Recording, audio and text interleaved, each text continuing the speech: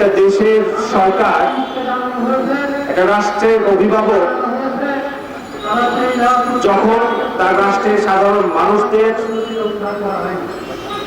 আসলে সরকার গঠন প্রক্রিয়ায় কোনো অংশগ্রহণ থাকে না, সাধারণ মানুষদের প্রতি তাদের আসলে কোনো দায়বদ্ধতা তখন আর থাকে না। আমরা বাংলাদেশে এই সমস্যা দেখছি।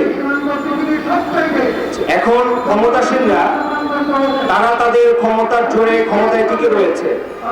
বাংলাদেশের মানুষের অবস্থান, মানুষের চিন্তা চেতনা, শিক্ষার্থী ভাবনা, এগুলো আসলে তারা কোনো কেয়ার করছে না।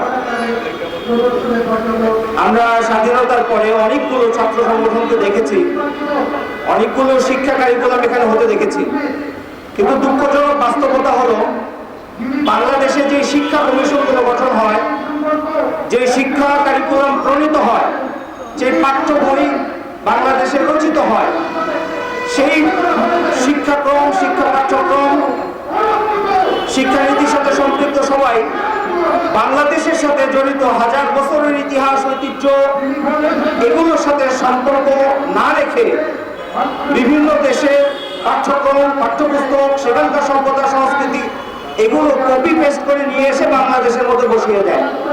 এটা আমাদের জন্য একটি সংকট, যার ফলে স্বাধীনতার 52 বছর পেরিয়ে গেলেও বাংলাদেশের সমসাময়িক সময়ে স্বাধীন হওয়া রাষ্ট্রগুলো আজকে উন্নতির শিখরে পৌঁছে গেলেও বাংলাদেশের মতো জনসম্পদ এত রয়েছে, আমাদের ডেমোগ্রাফিক ডিভিডেন্ডে আমরা সুফল ভোগ করছি, অথচ আমরা বাংলাদেশকে উন্নতির শিখরে পৌঁছে দিতে পারছি না। কেবল উন্নয়নশীল রাষ্ট্রে আমরা একটি স্বীকৃতি পেয়েছি।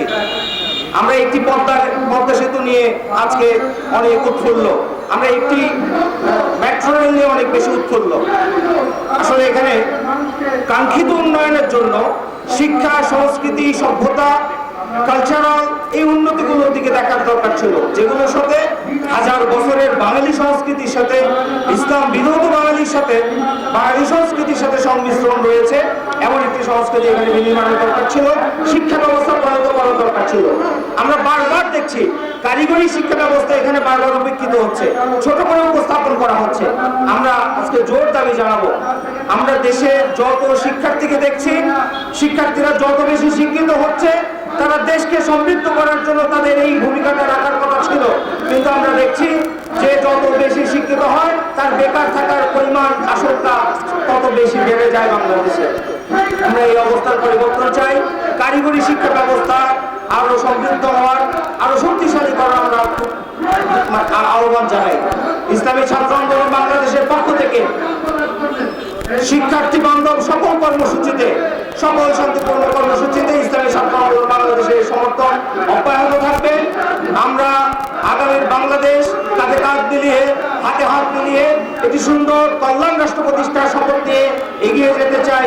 সবাইকে ধন্যবাদ। ইসলামী ছাত্র আন্দোলন বাংলাদেশ